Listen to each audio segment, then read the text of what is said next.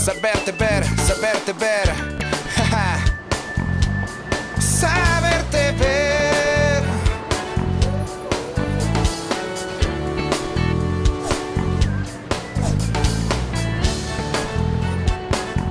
Nuestra tele.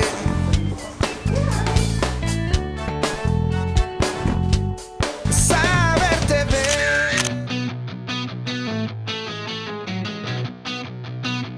Los programas de radio y televisión, las películas y las grabaciones de audio y video son patrimonio audiovisual. La preservación de este material, conservar la memoria de ciudad y de región, es, como dice la UNESCO, proteger las identidades del mundo. De ahí la importancia de transferir nuestras grabaciones e historia a soportes digitales. Hoy les contaremos algunas experiencias de la Universidad de Antioquia que terminan siendo documentales premiados.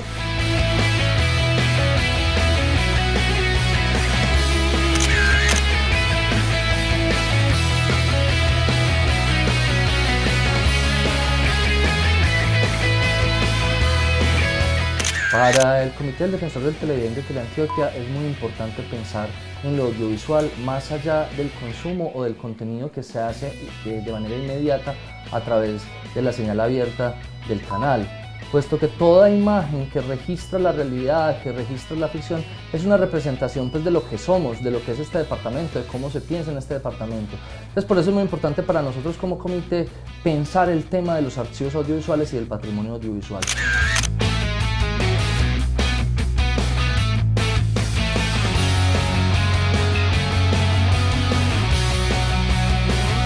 Digamos que tenemos la facilidad de que hace 30, 40 años ya había video. Entonces podíamos ver cómo vivía la gente, cómo se movía, cómo hablaba, cómo se relacionaba entre sí. Hace 80, 90 años veíamos era fotografías y con eso como que nos imaginábamos todo el panorama. Y pues hace 200 años teníamos era acuarelas o pinturas. Entonces digamos que ha ido avanzando y hemos recopilado cada vez más y más información sobre cómo se vivía en esas épocas. Entonces digamos que esas historias que es aproximadamente los 80s, de los 90s, son cosas muy importantes que recopilar, porque además sabemos que Medellín vivió una época muy difícil en esa época y es lo único que está grabado a nivel televisión, a nivel periodismo. Pero ver cómo la gente grababa sus matrimonios, grababa sus bautizos de una forma muy diferente y de una forma muy ajena a la violencia, es ver esa otra cara de Medellín, cómo era que vivía en esa época y cómo era que se relacionaban las personas durante la época de la violencia pues aquí en Colombia.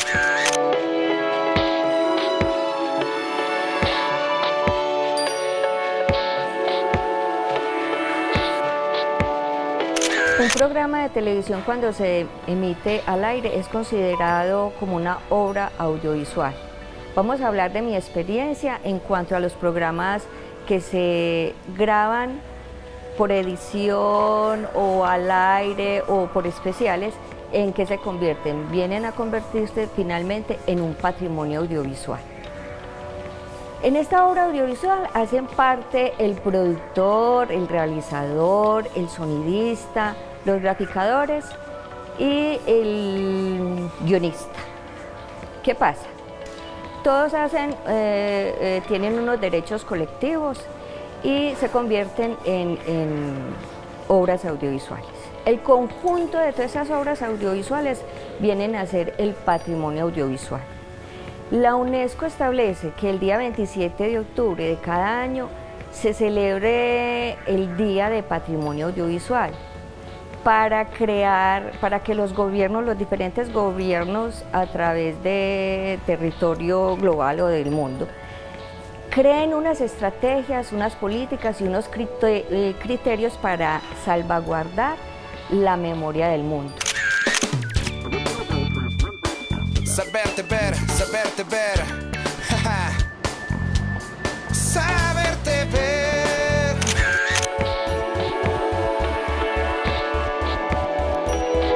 Ana María Ramírez y Luisa Rodríguez hacen parte del grupo de vigías del patrimonio audiovisual, una iniciativa que empezaron como estudiantes de la Universidad de Antioquia. con un trabajo en el que podían proyectar la ciudad y reunir a través de archivos imágenes que cuentan la cotidianidad de la gente. El proyecto se llama Medellín Análoga.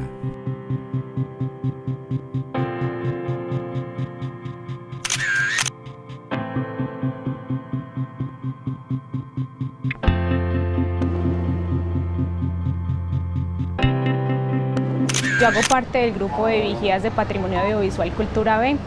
Somos 5 estudiantes y yo que soy egresada del pregrado de Comunicación Audiovisual de la Universidad de Antioquia.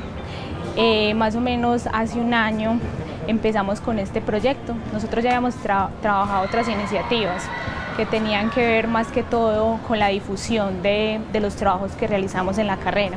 Pero hace un año empezamos como a mirar qué proyecto podíamos proyectar a la ciudad y cómo podíamos recuperar esas imágenes que cuentan sobre nosotros. Entonces nos empezamos a reunir, a dar ideas y de ahí salió el proyecto Medellín Análoga, lo que fuimos en video. Bueno, el proyecto lo trabajamos por etapas. La primera etapa era una etapa de socialización, donde visitamos parques, bibliotecas y centros de grupos culturales contándoles en qué consistía el proyecto. La segunda parte fue la convocatoria, entonces lanzamos una convocatoria. El proyecto consistía en recopilar material en VHS, grabado en VHS, de diferentes temas de la ciudad. Sabíamos que iban a llegar primeras comuniones, matrimonio, fiestas, pero eso es lo que queríamos, que fuera un material grabado por la gente. No nos importaba pues como los movimientos de cámaras ni que fueran un poco la calidad, porque eso es lo que queríamos, mirar cómo éramos en video más o menos en los 90s, que era la época del VHS. Entonces lanzamos la convocatoria por redes sociales, por medios de comunicación, y la invitación era abierta a todo aquel ciudadano que tuviera VHS, que quisiera participar y que nosotros luego pudiéramos entregar el material digitalizado, que pudieran volver a ver las imágenes.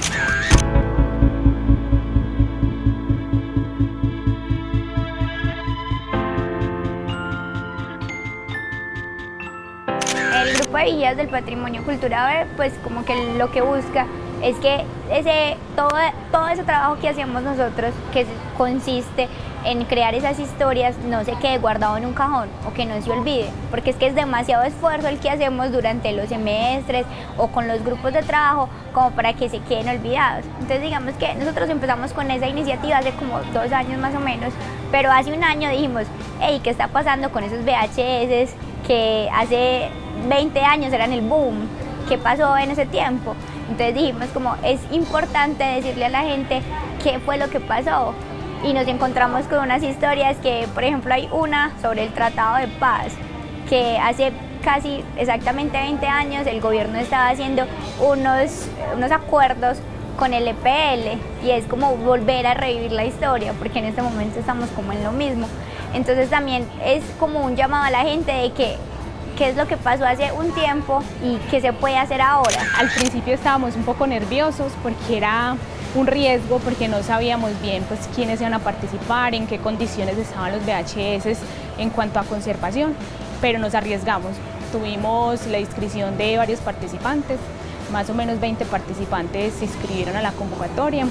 La siguiente etapa era hacer una selección en la cual seleccionamos 14 participantes. Luego la etapa siguiente era la digitalización, todo ese material lo digitalizamos, y ya lo último era con el apoyo de estudiantes y egresados también del pregrado, montar nuevas historias, porque era mucho el material. Por ejemplo, había un participante que nos entregó 6-7 horas, pero la idea era nuevamente contar una historia de nosotros ya mirando lo que era el pasado, y ellos un poco de referente, porque muchos de los realizadores que montaron en esa época apenas estaban naciendo. Entonces era muy bonito que ellos pudieran conocer un poco lo que era antes, pudieran conversar con con los participantes, y que se encontraran en sí varias generaciones. Entonces ese fue el proyecto que presentamos a la convocatoria Arte y Cultura para la Vida de la Secretaría de Cultura. en la categoría de patrimonio. Nosotros fuimos uno de los ganadores para hacer la ejecución de esta beca. También el grupo de vigías no se queda solamente como lo que estamos haciendo hoy, que sabemos que es muy importante, porque para nosotros una frase que nos distingue es que la historia la estamos haciendo, o sea, la historia la estamos construyendo desde el hoy. Entonces nos importan mucho los cortometrajes que nosotros hacemos, tanto documental como ficción. Pero, ¿qué fue lo que pasó también hace un tiempo? Y esa sensibilización, que también lo llamamos de alguna forma así, nos parece que es muy importante, sobre todo que nosotros jóvenes no la estemos tomando como para que listo, esto pasó y ahora ¿qué sigue? Pues ¿cuál es la historia que queremos contar de ahora en adelante? Bueno, la experiencia muy bonita, más allá pues, de todo el trabajo, es las caras y las imágenes que pude observar el día del estreno de los cortometrajes, porque la idea es que ellos vuelvan a ver tanto el material digitalizado como las nuevas historias. Una anécdota muy bonita es que una de las participantes que se le grabó los 15 años, ella se va a casar muy pronto y una de las cosas que se van a mostrar es eso, cómo era en los 15 años. Otra historia fue que uno de los participantes es un bombero y él nos entregó el material, siempre estuvo muy dispuesto como a contribuir, y el día del estreno llegó con sus compañeros en el carro de bombero y precisamente cuando entra estaban proyectando su historia. Entonces veíamos pues como toda la reacción y la satisfacción de ver. Fueron 2 horas que proyectamos de las historias y 2 horas en las que el público siempre estuvo ahí. Cállate, fuerte los perritos. Típica crónica de esta generación y de esta ciudad.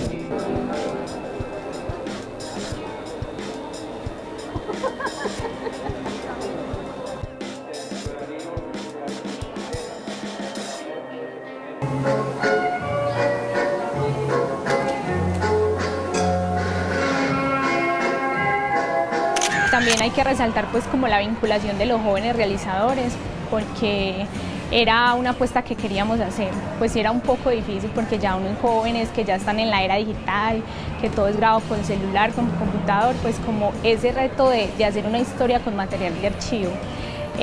Pero nos fue muy bien, ellos muy animados, querían contar muchas historias, contaron diferentes géneros, había uno experimental, otro es tipo documental, otro quiso relacionar un poco lo que sucedía en el 90, por ejemplo, con un bautizo de una forma muy positiva y utilizó herramientas como periódicos, como otras imágenes. Esperamos que el próximo año tengamos la oportunidad de llevar estos cortos a los parques de bibliotecas, a los centros educativos, a los centros culturales, a los canales de televisión, también a página web y todo para que el público lo vea. Estamos pues como mirando, tocando puertas y mandando alternativas a ver qué pasa con Medellín Análogo en el 2016.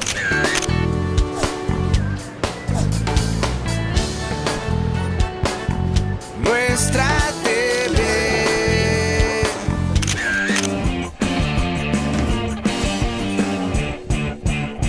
Hay que archivar para no olvidar. Pensar en el valor histórico del material. ¿Qué pasa si se deteriora? Existen posibilidades de preservación antes de que sea demasiado tarde.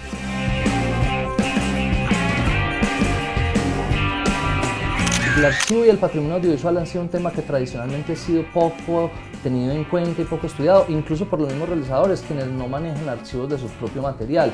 Entonces, por eso para nosotros es muy importante que en este capítulo podamos hablar de por qué es importante el patrimonio audiovisual, qué hay de memoria, cómo una imagen que uno puede concebir de una manera tal vez intrascendente o simplemente como apoyo para una nota de un noticiero se puede convertir con el tiempo es patrimonio cultural, patrimonio de la región, patrimonio del canal, patrimonio de sus ciudadanos, porque está representando un momento, una época, ¿cierto? Y nos está mostrando también las formas en cómo nos narramos. Entonces, más allá de archivar o no un programa específico que ha sido emitido, la importancia del archivo en toda su magnitud, desde todo el material que se produce y la significación que eso puede tener como material de patrimonio audiovisual para la región.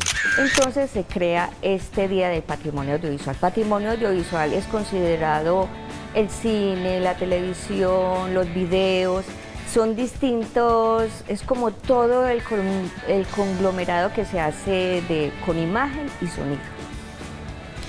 A través del tiempo, las plataformas tecnológicas donde se proyectan las obras audiovisuales han quedado rezagadas por los productores comerciales, crean un producto, después no se vuelve a producir y se quedan unas máquinas en desuso.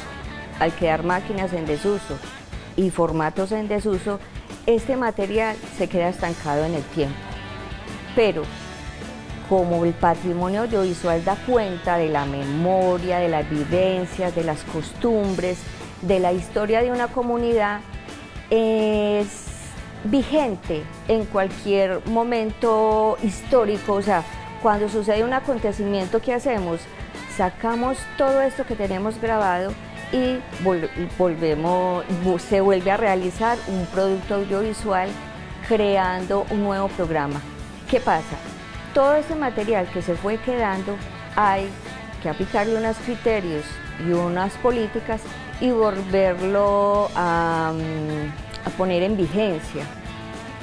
En esa vigencia es donde empiezan a establecerse los criterios y las políticas.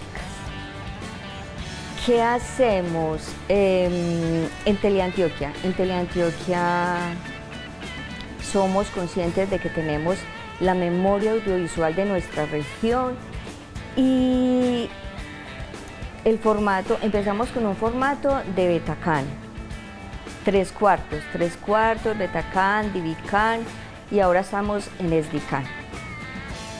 Entonces, tenemos que tener las políticas de preservación y conservación y pasarlo a otro formato. ¿Cuáles son las políticas? Fundamentalmente es migrar toda esta información y volverla actual, porque este es insumo fundamental.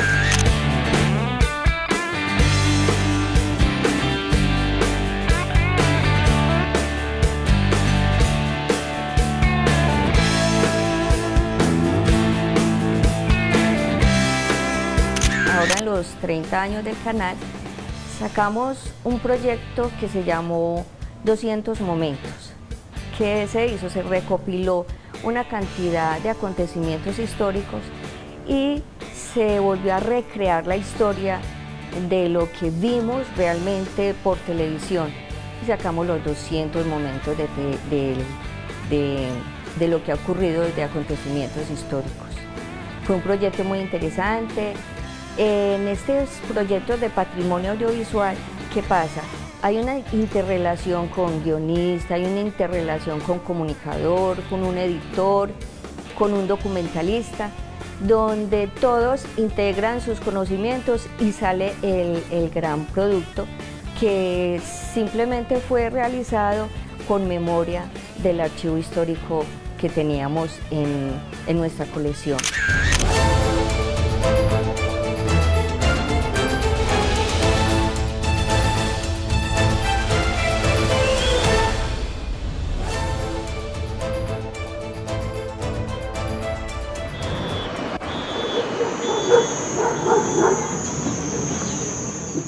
Hombre, Mardoqueo, qué irritación tan espantosa la que tengo. Yo también. Me hice una aspirina y eso no me apagó este incendio. Mardoqueo, lo que pasa es que para eso no hay sino un solo remedio. Vení. Ah, pero es que yo no tengo ni un níquel, hombre. Hablar tanta carajada, hombre. Ay, yo me estoy muriendo, hombre. Ay, Manuel, ¿qué remedio bueno ahora para esto? A eso le han trabajado tanto, Tista. Sí, cuente. Ave María. Caldo de ojos, sancocho de pescado y hasta picadura de alacrán. Pero lo único que sirve es esto. ¿Y cómo se llama esto? Esto se llama el otro.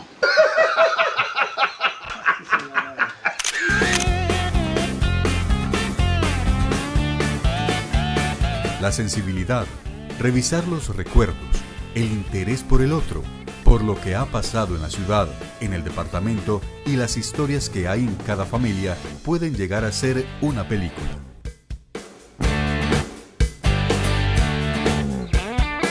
Yo estudié diseño gráfico primero, ahora estudio comunicación audiovisual y una chica llegó al salón de clase a preguntarnos que quién estaba interesado en hablar sobre patrimonio y en trabajar pues como con todo lo que es el tema patrimonial de aquí de Medellín.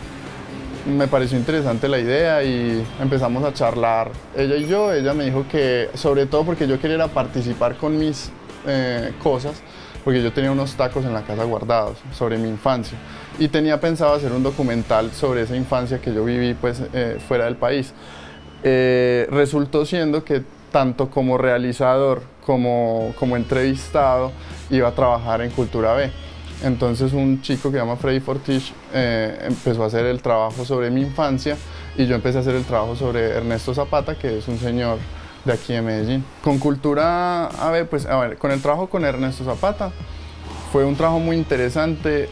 Fue muy interesante porque yo nunca hablé con el señor. Yo hice solo el documental, yo empecé como a recopilar esa información, ver cómo era que se comportaba, pues además con las asesorías con los profesores veíamos cómo era que uno podía indagar como en esa información solamente con el video, además de que eso era como jugar al antropólogo o al arqueólogo, ver cómo era que se movían, qué era lo que hacían y cómo podía construir una historia con eso. Ya desde el otro lado, cómo una persona hablaba sobre mi vida, o sea, incluso desde mi perspectiva de vida sin conocerme, también fue muy interesante porque en las entrevistas que él me hacía también indagué muchas cosas sobre mí que no conocía. Y además viendo otra vez esos videos y esa forma en la que mi papá me grababa, también era muy interesante. Fue muy enriquecedor realmente la experiencia. Y además con don Ernesto, cuando yo lo visité faltando 2-3 días para pues como para el corte final, y aprendí aún muchas más cosas. Entonces ver cómo uno ya se enfrenta a la persona y uno pareciera que lo conociera de toda la vida. Entonces era como, uy, don Ernesto, yo a usted lo vi en su intimidad, yo a usted lo vi en un cuarto de hotel con su esposa solas. Ese tipo de cosas hacen que uno se junte más con esa persona de forma emocional y uno trabaja muy rico con eso.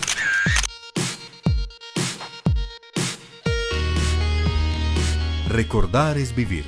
Es una frase célebre y que tiene sentido en este programa. Debemos generar conciencia de lo importante que es cuidar los archivos y obras audiovisuales, porque detrás de cada pieza hay una historia que hace parte de nuestra cultura como antioqueños que ayuda a identificarnos.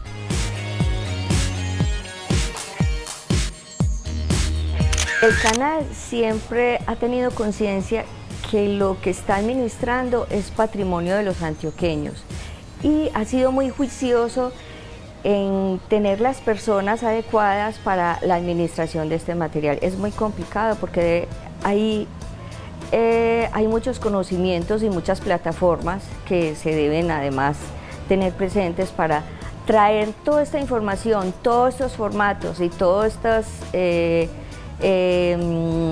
formas de edición y tenerlas en un informe o en un video final es difícil. En Colombia apenas estamos arrancando con tener estas personas con este perfil. Es muy difícil porque no hay. En Bogotá hay pocas personas con esta especialización porque tiene que tener conocimientos de edición, de documentación y de comunicador. En lo digital, digamos que tenemos un factor que como todo está digital, una formateada, un virus, se te puede perder mucha información. Cuando estaban los tacos también había otro problema que eran los hongos, no sé, que se mojaran, cualquier cosa. Siempre va a haber la posibilidad de que se pierda información. Pero digamos que lo que hemos visto en estos tacos, en estos VHs, es que la gente cuidaba mucho más lo que grababa. O sea, era como, bueno, tengo 6 horas de cinta o tengo 2 horas de cinta, independiente pues del VH, ¿cómo lo vamos a utilizar? O cuando era como cuando uno tenía 36 fotos en las cámaras. Ahora que ya uno en el celular tiene pues, fotos, 2.000, 3.000 fotos para tomar, uno le toma foto a lo que sea, al perrito, al perrito así, al perrito así. En cambio en esa época era más como, ¿qué quiero contar yo con lo que quiero hacer? En los VHs uno veía que la gente narraba las historias, bueno, estoy en Cartagena haciendo esto, esto y esto. Eran cosas que ellos sabían que estaban guardando para la posteridad. En cambio ahora ya todo es como mucho más inmediato. como voy a tomar fotos para subir a las redes sociales y no más. Pero igual eso también dentro de unos años va a terminar siendo patrimonio, porque al fin y al cabo es lo que estamos viviendo ahora y es cómo podemos mostrarnos nosotros al futuro. Sería muy chévere que pues, los canales regionales pudieran desarrollar más sobre la cultura patrimonial, porque yo sé que, por ejemplo, mi abuelita es una persona que se interesa mucho por cómo era que vivía en esa época y verse representada en eso. Además de que reconocen sitios comunes y se terminan encontrando personas que nunca se habían encontrado. Por ejemplo, don Ernesto se encontró a una cuñada de hace muchos años de una novia que tuvo gracias a Cultura B, porque la vio en un video y entonces dijo, esta cuñada es mía, y se encontraron en el mismo sitio. Digamos que eso puede funcionar, la gente recordando cómo era el Parque de Bolívar o cómo era Medellín antes del metro. Digamos que eso puede ayudar mucho a que la gente reconstruya esa historia que vivió y también puedan reconstruir como esos sentimientos que tenían hacia la Medellín y apropiarse más de su espacio, ver cómo ha evolucionado, cómo ha cambiado, cómo ha mejorado, cómo ha desmejorado. Teleantioquia nos ha capacitado constantemente, hemos estado en varias capacitaciones y simplemente cogemos esa colección y le aplicamos los conocimientos que fuimos adquiriendo a través de todas estas capacitaciones. Es un trabajo muy juicioso, es un trabajo muy dedicado, se ha hecho a través de estos 20 años que he estado al frente de la Mediateca y se han hecho ya unos productos finales, sí, 3 productos que fueron 200 momentos donde me tocó involucrarme como investigadora y como documentalista.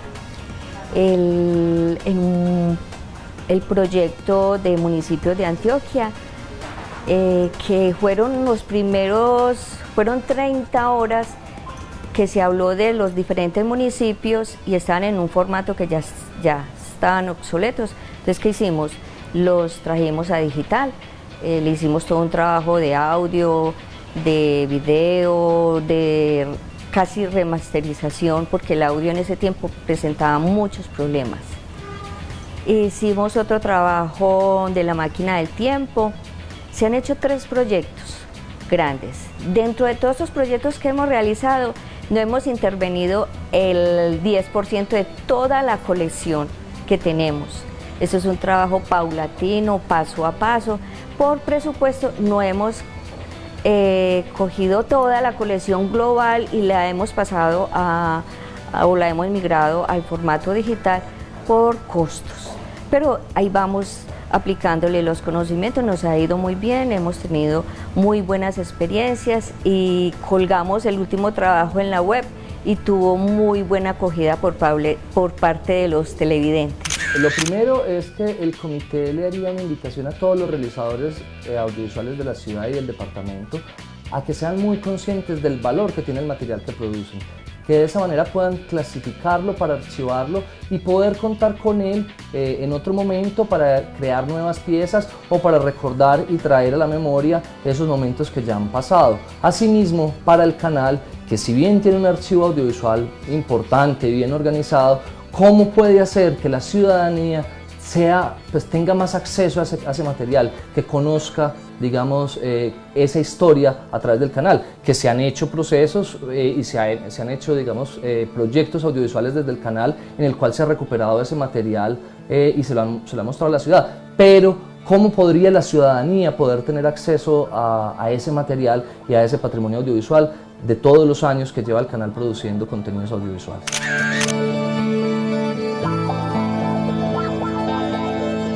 Hoy les contamos varias experiencias de cómo evitar la pérdida de nuestro patrimonio cultural audiovisual. Se debe insistir en alianzas para motivar la conservación del archivo y aprovecharlo para repasar las tradiciones, encontrar el pasado, codificarlo y vivirlo.